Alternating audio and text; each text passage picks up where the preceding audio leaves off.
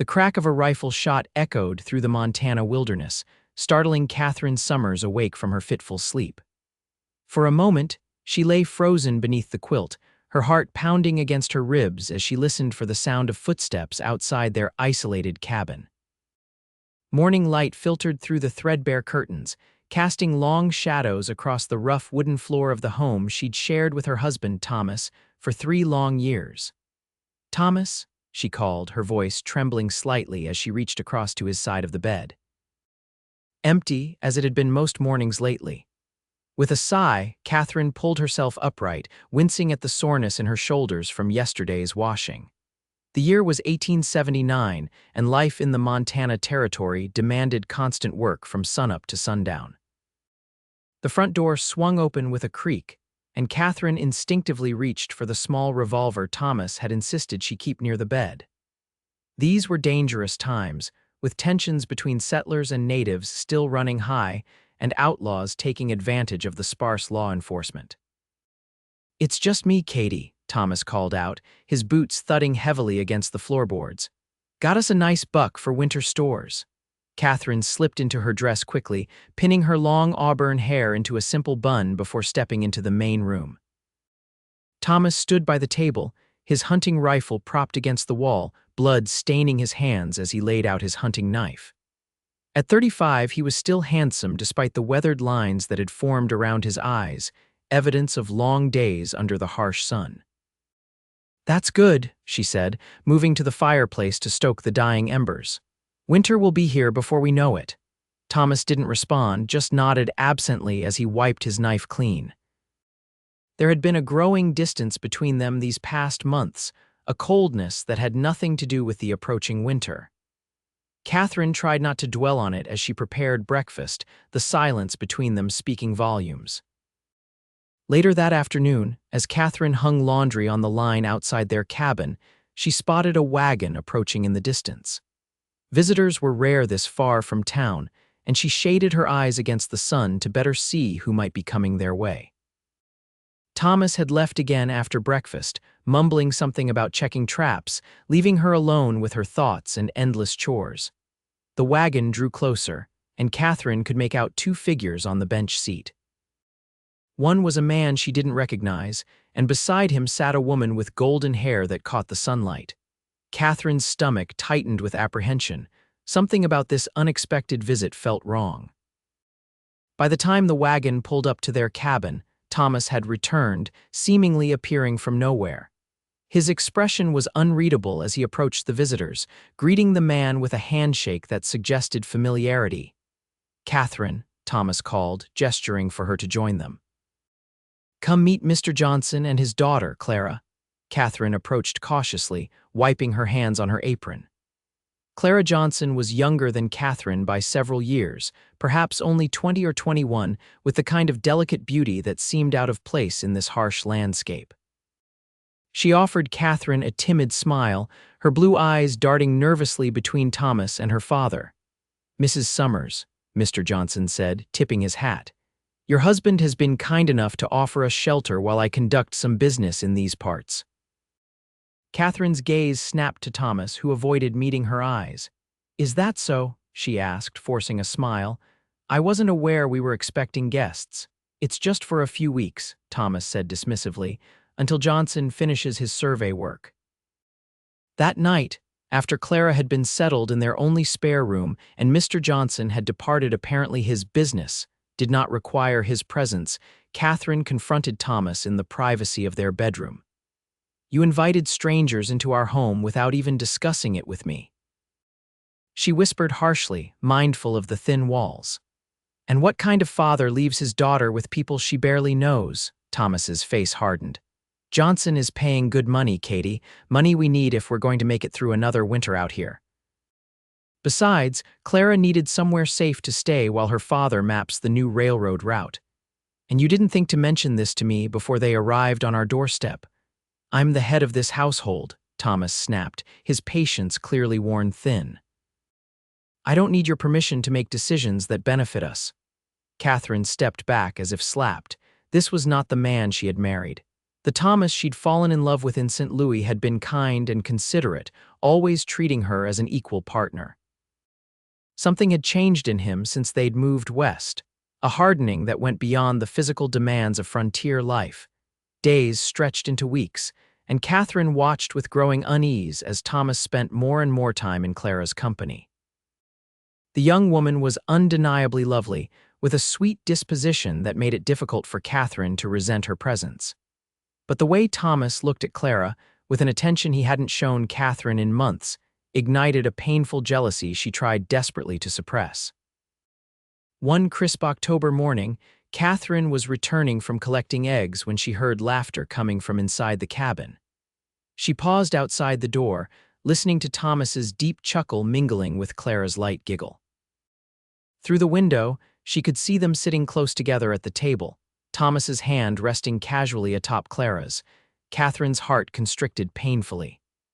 She knew then, with absolute certainty, that whatever had been between her and Thomas was truly broken beyond repair. Swallowing back tears, she pushed open the door, causing both Thomas and Clara to jump apart guiltily. "Katherine," Thomas said, standing abruptly. "We were just—" "Spare me," Katherine interrupted, setting the basket of eggs on the counter with trembling hands. "Clara, would you mind giving my husband and me a moment alone?" Clara hurried from the room, her cheeks flushed with embarrassment. Once she was gone, Katherine turned to face Thomas, her composure cracking. "How could you?" she whispered. "In our home, right under my nose." Thomas had the decency to look ashamed, but his words betrayed his true feelings. "It's not what you think, Katie. Clara is. She understands me. She doesn't complain about life out here like you do." "When have I ever complained?" Katherine demanded, tears now flowing freely. "I've worked alongside you every day, Thomas. I've endured isolation, hardship, and danger without a word of protest because I believed we were building something together." "We were," Thomas sighed, running a hand through his hair. "But things change, people change." "Yes," Katherine agreed bitterly. "They certainly do." That night, Katherine lay awake, listening to the sounds of the cabin settling in the cold. Thomas had taken to sleeping in the small room off the kitchen, claiming he didn't want to disturb her with his early rising. The truth hung heavy between them, unspoken but undeniable. A week later, Mr. Johnson returned, but instead of taking Clara with him as Katherine had hoped, he brought news that changed everything. "I've purchased land nearby," he announced over dinner, "planning to build a house come spring. In the meantime, Thomas has generously offered to let me stay here as well." Katherine's fork clattered against her plate. "Is that so?" she asked, her voice barely audible. Thomas wouldn't meet her gaze. "It makes sense, Katie. Johnson will pay us double, and with winter coming—" "Stop," Katherine interrupted, rising from the table. "Just stop." She fled to the bedroom, locking the door behind her. Through the thin walls, she could hear the murmur of conversation continuing without her, as if her absence was of little consequence. Perhaps it wasn't. Perhaps she had already been replaced in her own home. The next morning dawned clear and cold. Katherine had made her decision during the sleepless night. She would not stay and watch her marriage crumble while another woman took her place. With quiet determination, she packed a small bag with essentials and the little money she had saved from selling eggs and preserves in town. She was securing her cloak when the sound of approaching hoofbeats drew her to the window. A lone rider was approaching, his tall figure silhouetted against the rising sun. Katherine recognized him immediately as Kieran Kane, one of the most respected ranchers in the territory. His sprawling property bordered their land to the east, though their paths had crossed only occasionally at town gatherings and church services. At 32, Kieran was known as much for his fairness and integrity as for his skill with horses and cattle. Unmarried and seemingly content with his solitary existence, he was respected by men and admired by women throughout the county. Katherine had always found him intimidating in his quiet confidence, so different from Thomas's more gregarious nature. She watched as Thomas stepped out to greet him, their conversation too distant for her to hear. After a few minutes, Thomas gestured toward the barn, and the two men walked in that direction, leaving Katherine to wonder about the purpose of Kieran's unexpected visit. Her curiosity got the better of her, and she slipped outside, making her way toward the barn under the pretense of gathering more eggs. As she approached, she could hear the men's voices, Thomas's taking on a tone of desperation she hadn't heard before. "You don't understand, Kane. I need that money." Johnson's offered a fair price for the 50 acres along the creek. "Fair," Kieran's deep voice held a note of disbelief.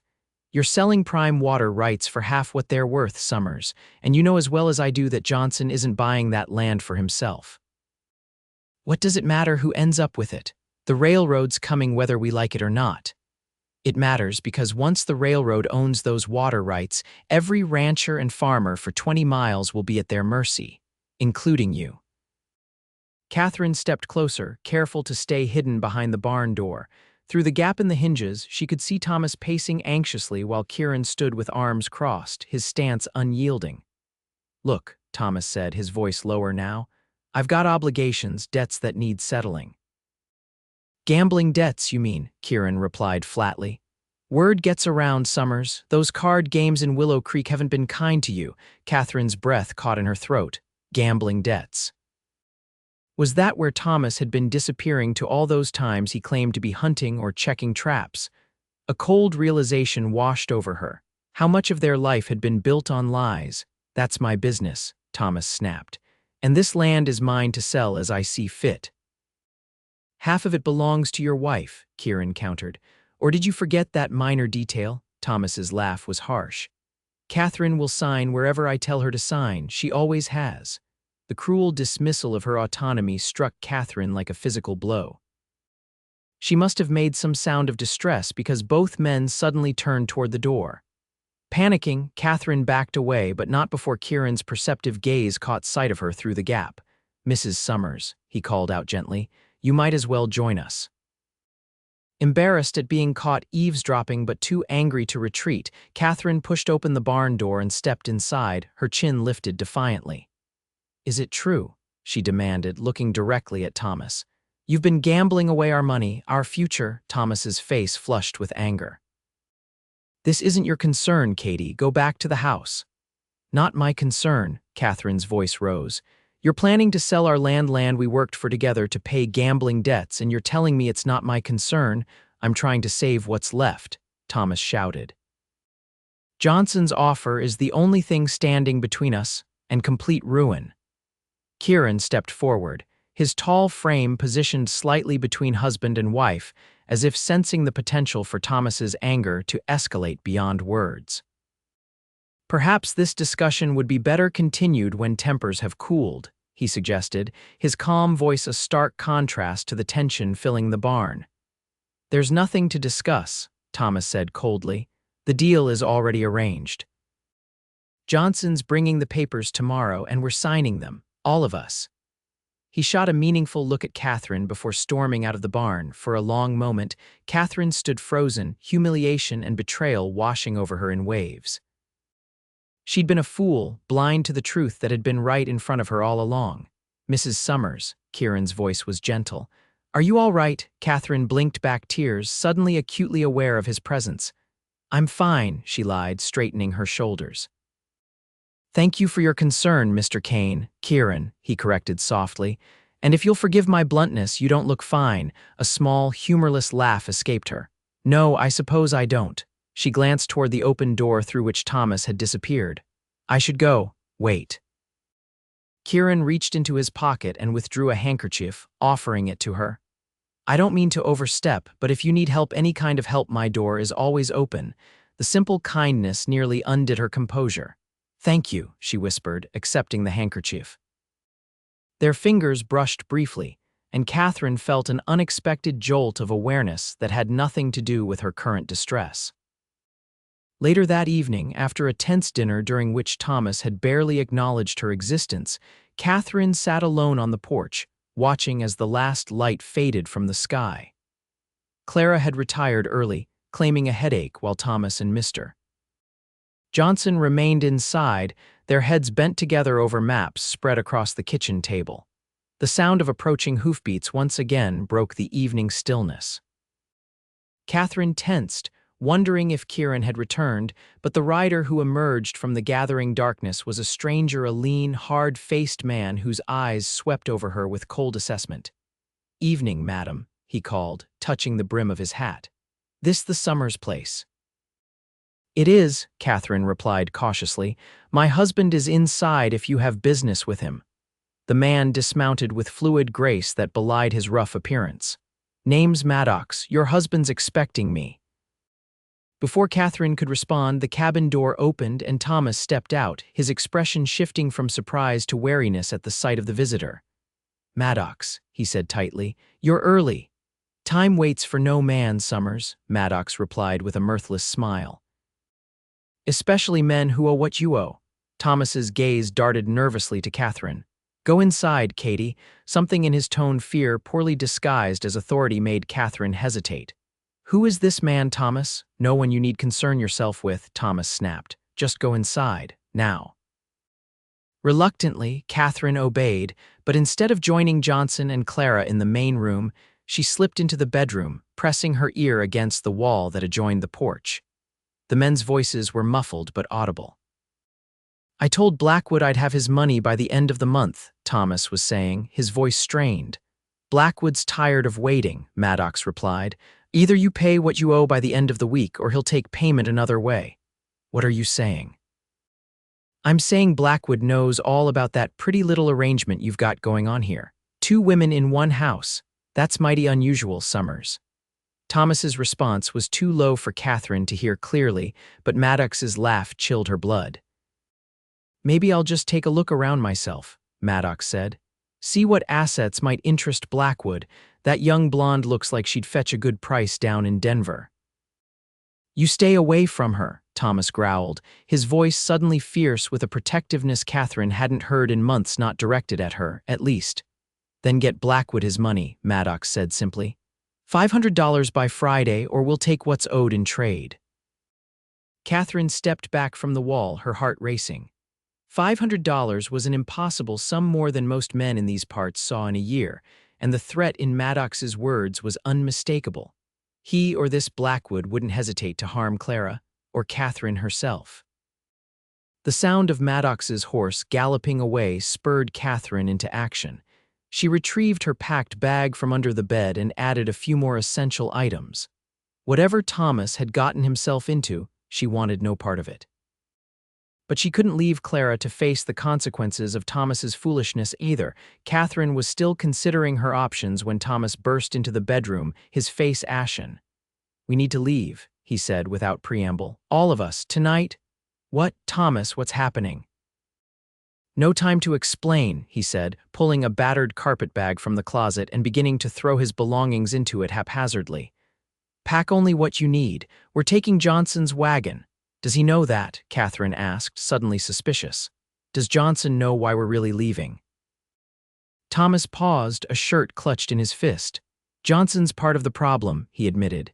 "He works for Blackwood. The whole thing, the survey, the land deal, it was all a setup to get me deeper in debt." "And Clara?" Katherine asked, though she already suspected the answer. "She's not his daughter," Thomas said, his voice hollow. She was supposed to distract me, make me agreeable to their terms." "And it worked," Katherine said bitterly. "She certainly distracted you." Thomas had the grace to look ashamed. "I've been a fool, Katie, I know that now. But we need to go before Maddox comes back with reinforcements. Blackwood isn't a man who makes idle threats." Katherine stared at her husband, this stranger she had once loved. "What about Clara? We can't just leave her to face Blackwood's men." "We'll take her with us," Thomas said, resuming his packing.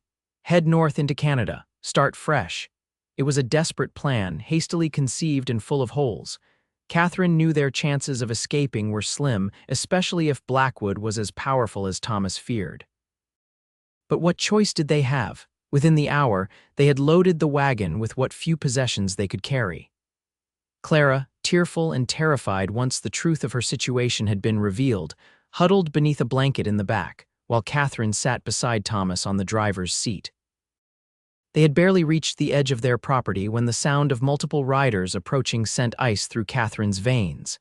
Thomas cursed, whipping the horses to greater speed, but the wagon was too heavy, too slow to outrun men on horseback. "There!" Thomas shouted, pointing toward a stand of trees that marked the boundary between their land and Kieran Kane's property. "If we can make it to Kane's land, we might have a chance. He's got men, guns." but they never made it that far. 3 riders appeared from the darkness, cutting off their escape route. Thomas pulled hard on the reins, bringing the wagon to an abrupt halt that nearly threw Katherine from her seat. "Evening, folks," Maddox called out, his voice almost pleasant. "Going somewhere." Thomas reached for the rifle tucked beside the seat, but one of Maddox's companions raised a pistol with lightning speed. "I wouldn't," the man warned. "Not unless you want the ladies to see your brains decorating that wagon." Slowly, Thomas raised his hands in surrender. "Look, Maddox, this isn't their fight. Let my wife and the girl go and I'll come with you, face Blackwood myself." Maddox laughed. "That's mighty noble of you, Summers, but Blackwood's instructions were clear. All of you or a message gets sent, a bloody one." Katherine's mind raced, searching desperately for a way out. They were outnumbered, outgunned, with nowhere to run. Then, from the corner of her eye, she caught a glimpse of movement in the trees to their right, a shadow separating itself from deeper shadows. Hope surged through her as she recognized the broad-shouldered silhouette of Kieran Kane, rifle in hand. He wasn't alone. At least 2 other figures moved silently into position behind Maddox and his men. "We'll go with you," Katherine said loudly, drawing Maddox's attention. "But I want your word that no harm will come to any of us until we've spoken with Blackwood ourselves." Her delaying tactic worked. As Maddox considered her request, Kieran made his move. "Drop your weapons," his commanding voice rang out from the darkness. "You're on my land now." Maddox and his men whirled around, caught off guard by the ambush. One of them went for his gun, a fatal mistake as a shot from the trees dropped him instantly. The other 2, including Maddox, wisely raised their hands. Kieran stepped into the moonlight, his rifle trained steadily on Maddox. "Misses." "Summers, are you and the others unharmed?" "We're fine," Katherine called back, relief making her voice tremble. "Good. Now, Mr. Summers, I suggest you bring that wagon up to my house. We've got some matters to discuss." Kieran's gaze never left Maddox as he spoke. "As for you gentlemen, my men will be escorting you back to town. The sheriff there is a personal friend of mine. I'm sure he'll be interested to hear about Blackwood's operation." Maddox spat on the ground. "You're making a mistake, Kane. Blackwood has friends in high places." "So do I," Kieran replied evenly. "And unlike Blackwood, mine don't hide in the shadows." An hour later, Katherine sat before the fire in Kieran's spacious ranch house, a cup of hot tea warming her hands. Clara had been settled in a guest room, still shaken but safe. Thomas sat across from her, his head in his hands, while Kieran stood by the window, keeping watch. "How did you know?" Katherine asked Kieran. "How did you know we were in trouble?" Kieran turned from the window, his expression somber. "After I left your place this afternoon, I had one of my men keep an eye on things. When he saw Maddox arrive, he recognized him as one of Blackwood's enforcers and rode straight back to warn me." "You've dealt with Blackwood before?" Thomas asked, looking up. "Not directly," Kieran said. "But his reputation precedes him. He's been buying up land all through the territory, using whatever means necessary: intimidation, blackmail, even murder when it suits him." "And I walked right into his trap," Thomas said bitterly. "Yes, you did," Kieran agreed without sympathy. "And you nearly dragged your wife down with you." Thomas flinched at the harsh truth. "What happens now?" "Now," Kieran said, moving to stand before the fire, "you have a choice to make. The sheriff will hold Maddox and his man for a few days, but without evidence of serious crimes, he'll have to release them eventually. When that happens, Blackwood will send more men. We could still run," Thomas suggested, though his voice lacked conviction. "You could," Kieran acknowledged. "But Blackwood has a long reach, and running means leaving everything behind: your land, your home, the life you've built here." Katherine looked at her husband, seeing him clearly perhaps for the first time in months. The man she had married, the man she had loved, was still there somewhere beneath the fear and desperation. But something fundamental had broken between them, something that could never be fully repaired.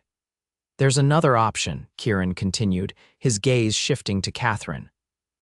"You could stay and fight, not with guns but with the law. Blackwood's powerful, but he's not invincible. With the right evidence, the right allies, he could be brought down." "What evidence?" Thomas asked skeptically. "The land contracts, for one," Kieran replied. "Johnson's real identity, for another." And then there's Clara. If she's willing to testify about Blackwood's methods, that could be the most damning evidence of all. Katherine considered Kieran's words. Fighting back would be dangerous, perhaps even more dangerous than running. But the thought of abandoning their home, of living in fear for the rest of their lives, was equally unbearable. "I'll do it," she said firmly. "I'll help gather whatever evidence we need." Thomas stared at her in disbelief. "Katie, you can't be serious. These men are killers." "And what were you planning to do?" she challenged. "Drag me and Clara across the country, always looking over our shoulders. That's not living, Thomas. That's just surviving." A heavy silence fell over the room. Finally, Thomas stood, his shoulders slumped in defeat. "I need some air," he muttered, heading for the door. Once he was gone, Kieran took the seat across from Katherine. "Are you sure about this?" he asked gently. "It won't be easy or safe." "I'm sure," Katherine replied, meeting his concerned gaze. "This is my home too. I won't be driven from it by men like Blackwood." Kieran studied her face for a long moment, his expression thoughtful. "You're a remarkable woman, Katherine Summers." The use of her first name sent an unexpected warmth through her. "I'm just doing what needs to be done," she said, looking away from the intensity in his eyes. "No," Kieran insisted softly. "Many would run, most would, but you're choosing to stand and fight for what's yours. That takes courage." Before Katherine could respond, the door opened and Thomas returned, his face set in grim determination. "I've made my decision," he announced. "I'm going to Blackwood directly, offer him a deal." "Thomas, no," Katherine exclaimed, rising to her feet. "That's suicide." "It's the only way to end this," Thomas argued. "I got us into this mess. It's my responsibility to get us out." "And what kind of deal do you think Blackwood will accept?" Kieran asked skeptically. "Me for Clara," Thomas said simply. "I work for him to pay off my debt." "In exchange, he leaves you both alone." Katherine shook her head, unable to believe what she was hearing. "You would choose to protect Clara over your own wife." Thomas couldn't meet her eyes. "It's not like that, Katie. You'll be safe with Kane. Clara has no one." The brutal honesty of his choice left Katherine speechless. In that moment, any lingering doubt about the state of their marriage vanished. Thomas had made his choice and it wasn't her. "If that's what you want," she said finally, her voice hollow. "It's what needs to be done," Thomas replied, mistaking her resignation for agreement. Kieran rose, his expression thunderous. "A word outside, Summers," he said, his tone leaving no room for refusal. The two men stepped onto the porch, their voices too low for Katherine to hear clearly. When they returned several minutes later, Thomas looked subdued, while Kieran's face revealed nothing of their conversation. "I'll be leaving at first light," Thomas announced. "Kane has agreed to give me a horse and supplies." Katherine nodded numbly. This wasn't how she had imagined her marriage, ending not with dramatic arguments or tearful goodbyes, but with this quiet dissolution, this mutual acknowledgement that whatever had bound them together had frayed beyond repair. That night, alone in the guest room Kieran had provided, Katherine allowed herself to cry for the first time since discovering Thomas's betrayal. She wept not just for the end of her marriage, but for the dreams that had died with it, dreams of children, of growing old together, of building something lasting in this harsh but beautiful land. When morning came, Katherine watched from the window as Thomas mounted the horse Kieran had provided. He looked up once, his eyes finding hers, and raised a hand in farewell. She did not wave back. Whatever goodbyes needed saying had already been said in the silence of the night. As Thomas rode away, Katherine felt not despair but a curious lightness. The future stretched before her, uncertain but full of possibilities she had not allowed herself to imagine before. "He's gone," Kieran's quiet voice came from the doorway behind her. Katherine turned to face him. "Yes, I doubt we'll see him again. Are you all right?" Kieran asked, his concern evident. "Not yet," Katherine admitted honestly, "but I will be." Kieran nodded, understanding in his eyes. "When you're ready, we should discuss our next steps. Blackwood won't be satisfied with just Thomas. He'll still want the land." "Our land," Katherine corrected firmly. "Mine now, I suppose." "Yes," Kieran agreed, "and worth fighting for." In the weeks that followed, Katherine discovered depths of strength within herself she had never known existed. With Kieran's help, she secured legal documentation confirming her ownership of the property. Clara, once she understood that Katherine bore her no ill will, agreed to testify against Blackwood, revealing details of his operation that painted a damning picture of corruption and intimidation. The battle against Blackwood was long and at times dangerous. There were threats, attempted intimidation, even an arson attempt on Katherine's cabin that was thwarted only by Kieran's vigilance. But gradually, the tide began to turn. Other landowners, emboldened by Katherine's stand, came forward with their own stories of Blackwood's methods. The territorial governor, alerted to the situation by Kieran's political connections, dispatched federal marshals to investigate. Through it all, Kieran remained steadfastly by Katherine's side. Their partnership, born of necessity, gradually evolved into something deeper, though neither spoke of it openly. There were more pressing matters to attend to, wounds that needed time to heal. It was a crisp spring morning when news reached them that Blackwood had been arrested in Denver, along with several territorial officials implicated in his schemes. The threat that had hung over them for months was finally lifted, leaving Katherine with decisions to make about her future. She stood on the porch of her cabin rebuilt after the fire, stronger than before, watching as Kieran approached on horseback. He had been in town collecting supplies and apparently news. "It's over," he called as he dismounted. "Blackwood's been sentenced to 20 years. His operation is dismantled." Relief washed over Katherine. "And Thomas," Kieran's expression softened. "No word. He's vanished as thoroughly as if he never existed." Katherine nodded, unsurprised. Thomas had always been good at disappearing when things became difficult. In a way, she hoped he had found some measure of peace, or at least escape from his demons. "So what now?" Kieran asked, coming to stand beside her on the porch. Katherine turned to face him, seeing in his eyes the question he wasn't quite asking. "Now," she said carefully, "I think it's time to look forward, not back." "And what do you see when you look forward, Katherine?" Kieran's voice was soft, almost tentative. Katherine took a deep breath. "I see this land, this home. I see hard work and challenges, but good things too, and—" She hesitated, then continued with newfound courage. "I see you if you want to be seen." A slow smile spread across Kieran's face, transforming his rugged features. "I've been hoping you might say something like that." "Have you?" Katherine asked, a smile tugging at her own lips. "Since the moment I saw you standing in that barn doorway, fierce as a mama bear despite everything falling apart around you," Kieran admitted. "But I knew you needed time." "I did," Katherine agreed. "And you gave it to me. You never pushed, never presumed." "Some things are worth waiting for," Kieran said simply. He took a step closer, his hand reaching for hers. "Katherine, I want to be clear about something. What's mine is mine. I don't share what I care about, not land, not cattle, and certainly not the woman I love." The declaration, so different from Thomas's casual disregard, made Katherine's heart skip. "Is that what I am, the woman you love, if you'll have me?" Kieran replied, his fingers intertwining with hers. "I'm not a perfect man, Katherine. I'm stubborn and set in my ways. But I know what matters, and I know how to treasure it." Katherine looked up at him, this man who had stood beside her through the darkest moments of her life, asking nothing in return but the chance to help. In his eyes, she saw not possession or convenience, but genuine admiration and deep affection. "I think," she said softly, "that I would very much like to be treasured." Kieran's smile deepened as he drew her closer. "Then that's what you shall be for as long as you'll allow it." As his lips met hers in a gentle, questioning kiss, Katherine felt the last pieces of her broken heart begin to mend.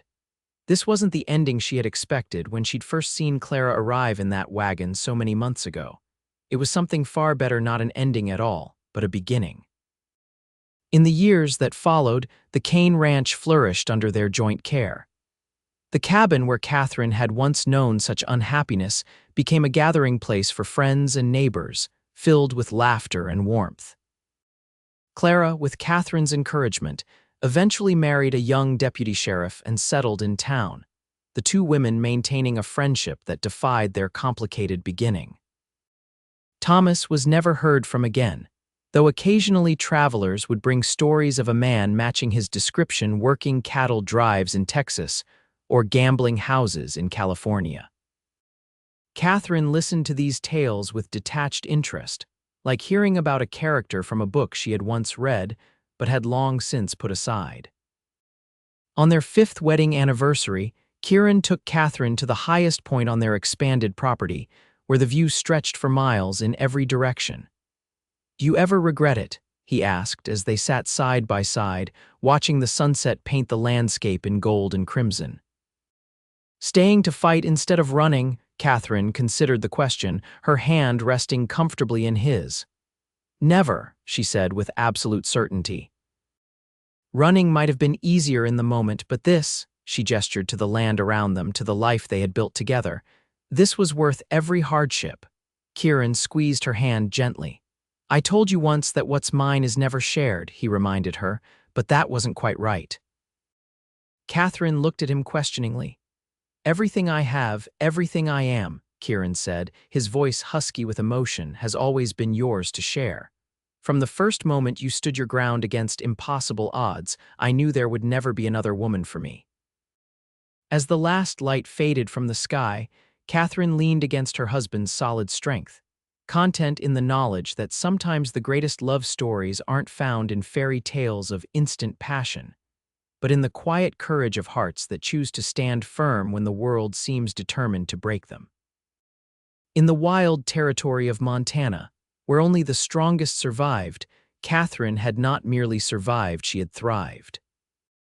And in doing so, she had found not just a husband, but a true partner who understood that love, like the land they cherished, was something to be protected, nurtured, and never, ever shared.